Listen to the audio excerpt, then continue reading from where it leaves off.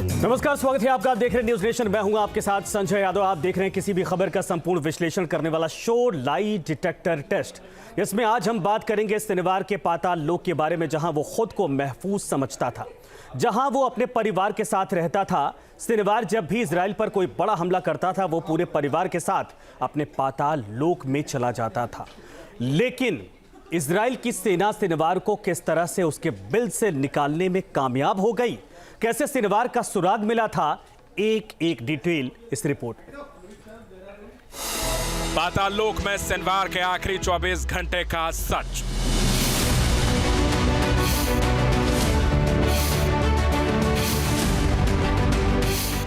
ये जिंदा सिनेवार का आखिरी वीडियो है।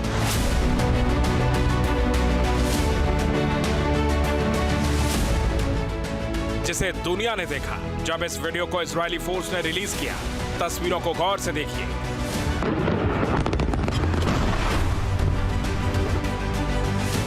कैसे एक सोफे पर सिनेवार बैठा है, जिसके बाद तेज धमाका होता है और पूरी बिल्डिंग जमींदोज हो जाती है।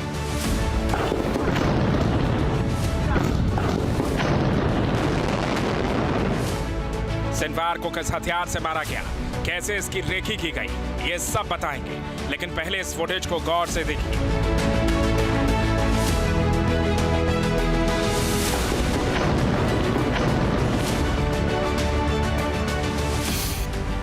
सिनेवार किसी सुरंग में नहीं छिपा है, बल्कि वो एक बिल्डिंग में बैठा है। सोचिए, जिस गाजा में सिनेवार ने सुरंगों का जाल बिछा रखा था, जिन सुरंगों में सिनेवार खुद को महफूज समझता था, उस सुरंग से बाहर वो क्यों आया? क्योंकि ऐसा कहा जाता है कि सिनेवार ने खुद के लिए महफूज सुरंग बनाई थी। वहीं वो खुद और अपने परिवार को रखता था। यकीन न हो रहा हो तो इस वीडियो को गौर से देखिए। इस वीडियो को आईडीएफ ने जारी किया है। यह वीडियो 6 अक्टूबर 2023 का बताया जा रहा है, जिसमें तारीख भी साफ दिखाई दे रही है। मतलब कि इजराइल पर हमले से एक दिन पहले का यह वीडियो है। इसमें सिनेवार का परिवार दिखाई दे रहा है। तस्वीरों में सिनेवार के दोनों बच्चों को साफ साफ देखा जा सकता है। उसके पीछे सिनेवार खुद है। सिनेवार के पीछे एक बच्चा और है, और फिर उसकी पत्नी दिखाई दे रही है।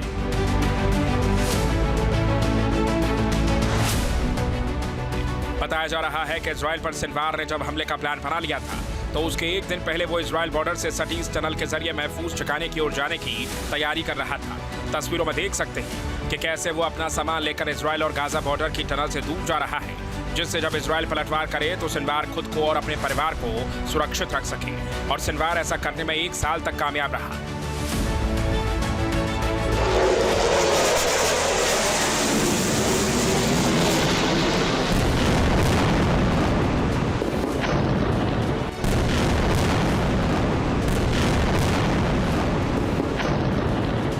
लेकिन दुनिया जानती है कि इजराइल अपने दुश्मनों को छोड़ता नहीं है, और सिनेवार ने तो 7 अक्टूबर 2023 को इजराइल पर इतना बड़ा हमला किया था, तो फिर कैसे वो सुरक्षित रह सकता है? लिहाजा उसके ही गढ़ में इजराइल ने अपने सबसे बड़े दुश्मन सिनेवार को ढेर कर दिया।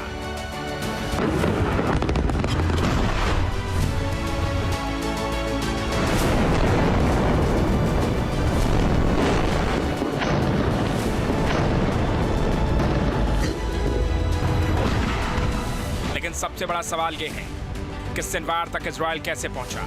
पाताल लोक से सिनेवार क्यों निकला? सिनेवार को सुरंग से बाहर निकलने की जरूरत आखिर क्यों पड़ी?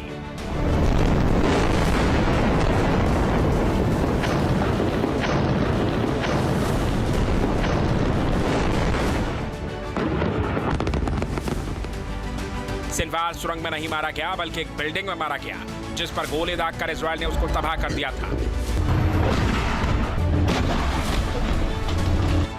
लेकिन सिनेवार को तलाशने में बड़ी मशक्कत करनी पड़ी। लेकिन करीब 1.5 महीने पहले आईडीएफ को सुराग मिल गया था कि सिनेवार गाजा में ही मौजूद है। अब सवाल यह है कि आईडीएफ को कैसे पता चला कि सिनेवार गाजा में है?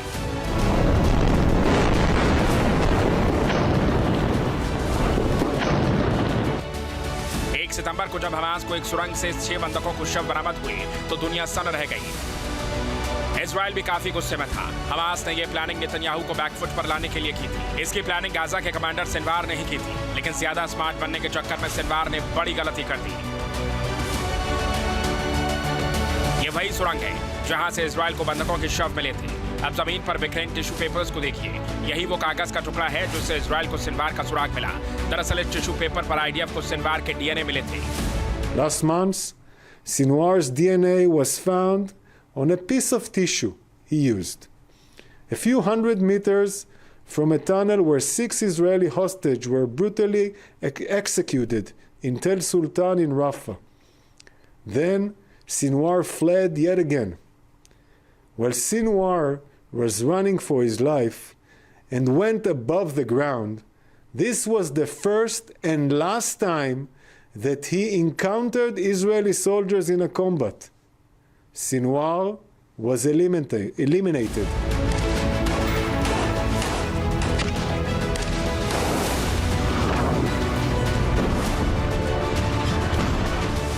अब ये बात क्लियर हो गई थी कि सुरंग में बंधकों के शव रखते वक्त सिनवार भी मौजूद था। सिनवार इजराइल में जैसा रिएक्शन चाहता था हुआ वैसा ही, लेकिन सिनवार भी बड़ी गलती करके फंस गया जो उसको मालूम नहीं थी। बंधकों के शव मिलने के बाद इजराइल में पीएम नेतन्याहू के खिलाफ लोग सड़कों पर उतर गए थे। विरोध प्रदर्शन शुरू हो गया था। लिहाजा नेतन्याहू ने भी इजरायली सैनिकों को किसी भी कीमत पर सिनवार को मारने का टास्क दिया था। आईडीएफ के पास अब तक जानकारी हो गई थी कि सिनवार गाजा में कहीं आसपास ही छिपा था। लिहाजा आईडीएफ ने पूरे इलाके की घेराबंदी करके सिनवार के खिलाफ चक्रव्यूह रचना शुरू कर दी।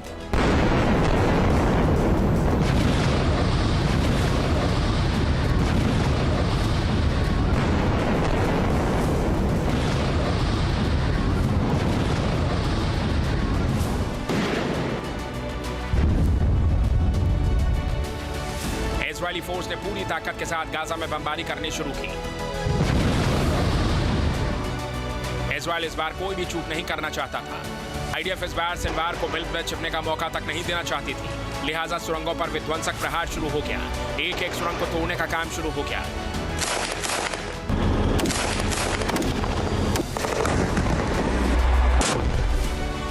इसके लिए इजराइल ने अपने सबसे भरोसेमंद टैंक को रणक्षेत्र में उतार दिया। इजराइल के मरकबा टैंक तो पहले ही गाजा में ग्राउंड ऑपरेशन कर रहे थे, लेकिन 4 मरकबा टैंक को खासकर सिनवार को बिल से बाहर निकालने के लिए लगाया गया। मरकबा टैंक के गोलों ने गाजा को खंडहर में तब्दील कर दिया। अब ये भी जान लीजिए कि इजराइल को मरकबा टैंक पर इतना भरोसा आखिर क्यों है। चलिए अब आपको बताते हैं कि जिस टैंक से सिनवार का खात्मा किया गया वो हथियार आखिर कौन सा है और कितना खतरनाक है। दरअसल याह्या सिनवार का हथियार जिसमें सबसे पहले नाम आता है मकवा 4 टैंक का। इजराइल का सबसे एडवांस और घातक टैंक इसको माना जाता है। मकवा 4 टैंक से टारगेटेड हमला किया जाता है और इसी टैंक का वजन यानी मकवा 4 का 70 टन के आसपास बताया जाता है। लेकिन सबसे बड़ी खासियत इसकी ये होती है कि 40 मील प्रति घंटे की रफ्तार से ये दौड़ता है। कई खतरनाक हथियारों से लैस माना जाता है और इसीलिए ये जब दुश्मन के इलाके में घुसता है तो तबाही मचा देता है। एंटी टैंक मिसाइल नाकाम करने में भी इसको सक्षम माना जाता है। और मकवा 4 टैंक में लगा है ट्रॉफी सिस्टम, यानी कुल मिलाकर ये कह सकते हैं कि टारगेटेड हमला कर सकता है। मकवा 4 में 50 कैलिबर हैवी मशीन गन भी सेट की गई है, इंस्टॉल की गई है। मार्क 19 और 40 mm ग्रेनेड लॉन्चर से भी इसको लैस किया गया है। कवच भेदी और बड़े गोले दागने में ये टैंक माहिर माना जाता है। इसीलिए ग्राउंड ऑपरेशन चाहे वो इस गाजा पट्टी में हो, चाहे इसके पहले आपने देखा लेबनान के कई इलाकों में जब सेना घुसी थी, आईडीएफ घुसी थी, उस दौरान भी इस टैंक का भरपूर इस्तेमाल किया गया था।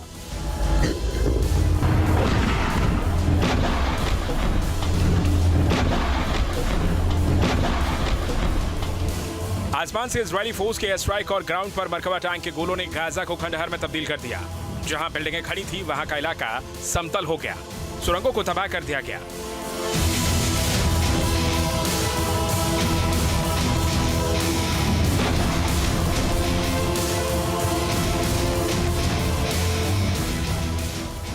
सुरंगों पर बमबारी करके इजराइल ने ऐसा हल कर दिया था कि उसमें रहना आसान तक नहीं रह गया।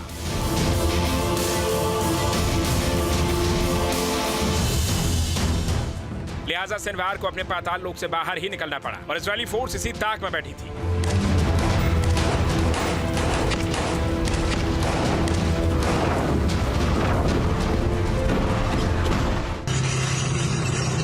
इजरायली सेना के मुताबिक उसकी 828वीं बिस्लामैक ब्रिगेड राफा के ताल अल सुल्तान इलाके में गश्त कर रही थी।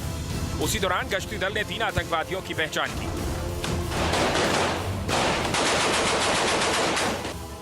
ये वीडियो उसी गश्त के दौरान का बताया जा रहा है जहां फोर्स ने मरकबा टैंक से एक बिल्डिंग को जमींदोज कर दिया जहां खुद सिनवार छिपा था।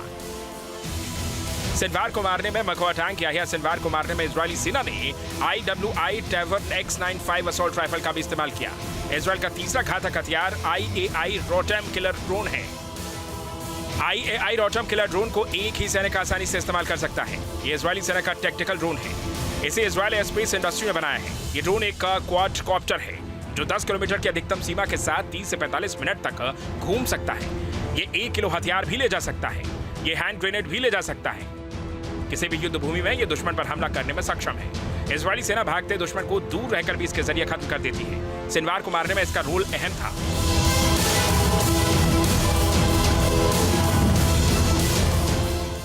सिनवार मारा जा चुका था। उसकी उंगली काटकर उसके DNA टेस्ट को कंफर्म भी किया जा चुका है कि वो सिनवार ही है। लेकिन सिनवार के मरने के बाद भी बड़ी चुनौती थी उसकी डेड बॉडी।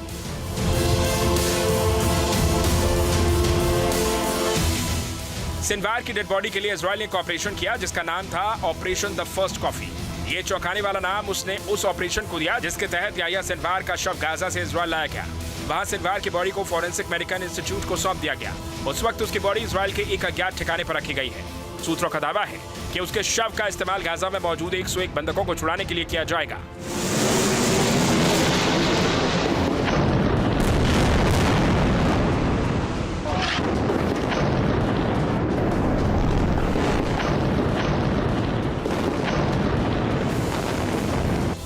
लेकिन क्या वाकई में इजरायल ऐसा करेगा? जानकार बताते हैं कि इजरायल किसी भी कीमत पर सिनवार का शव हमास को सौंपेगा। इस पर शक है।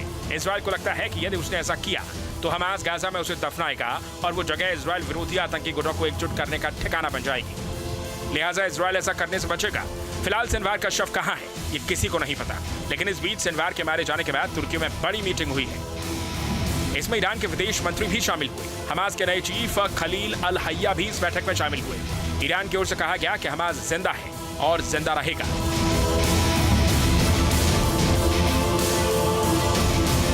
نبرد در غزه بحث مذاکرات برای آتشبس و مباحث دیگه हमने गाजा में क्षेत्रीय स्थिति और युद्ध विराम पर हमास के अधिकारियों के साथ बातचीत की। याहिया सिनवार और अन्य हस्तियों की शहादत के बावजूद हमास जिंदा है और जिंदा रहेगा।